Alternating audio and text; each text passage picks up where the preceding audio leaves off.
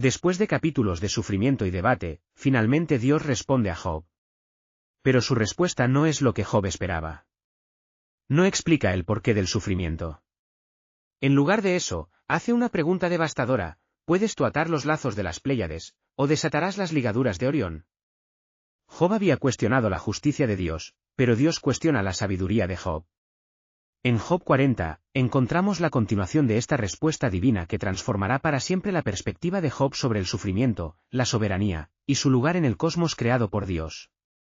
Leamos Job 40, 1-5, además respondió Jehová a Job, y dijo: ¿es sabiduría contender con el Omnipotente?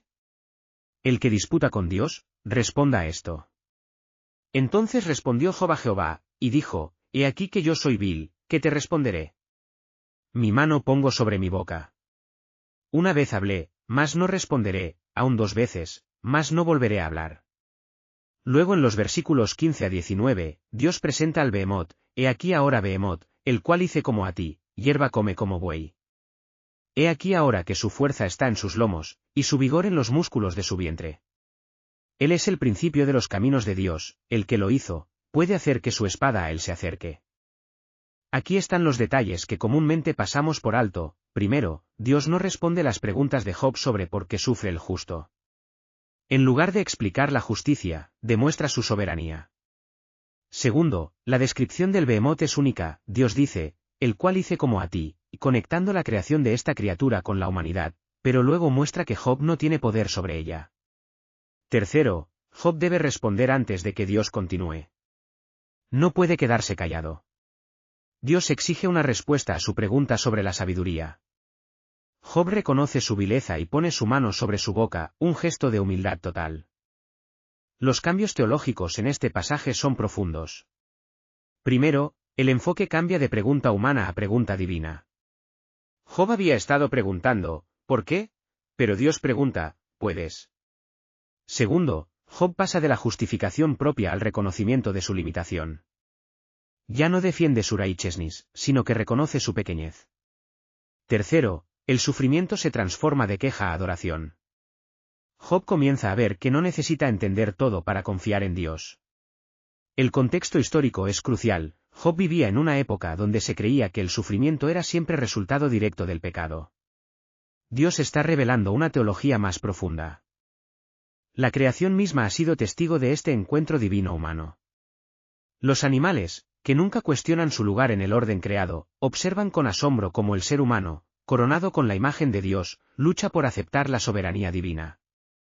He trabajado junto al hombre toda mi vida, sirviendo sin quejas. ¿Por qué le es tan difícil al humano aceptar su lugar bajo la autoridad del Creador? Desde las alturas he visto la vastedad de la creación. El hombre ve solo una pequeña porción, pero juzga como si viera el panorama completo que solo Dios posee. Job finalmente entiende lo que nosotros siempre hemos sabido: la bendición no está en comprender todo, sino en confiar en aquel que sí comprende todo. ¿Cómo aplicamos Job 40 a nuestras vidas hoy? Primero, cuando enfrentamos sufrimiento o circunstancias difíciles, Dios nos invita a contemplar su grandeza antes que nuestras circunstancias. Segundo, las preguntas sin respuesta no son evidencia de la ausencia de Dios, sino invitaciones a confiar en su carácter. Tercero, la creación que nos rodea testifica constantemente del poder y sabiduría divina. Cada estrella, cada animal, cada proceso natural declara su gloria. Como Job, debemos llegar al punto donde reconocemos: soy vil, ¿qué te responderé?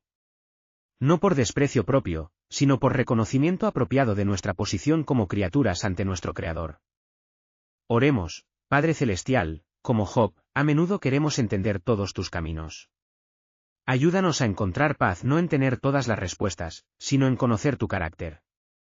Cuando el sufrimiento llegue, recuérdanos contemplar tu grandeza. Cuando tengamos preguntas, ayúdanos a confiar en tu sabiduría.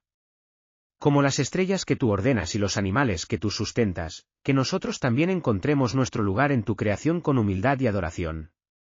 En el nombre de Jesús, quien sufrió perfectamente bajo tu voluntad. Amén. La próxima semana continuaremos con Job 41, donde Dios presenta al Leviatán y completa su respuesta a Job.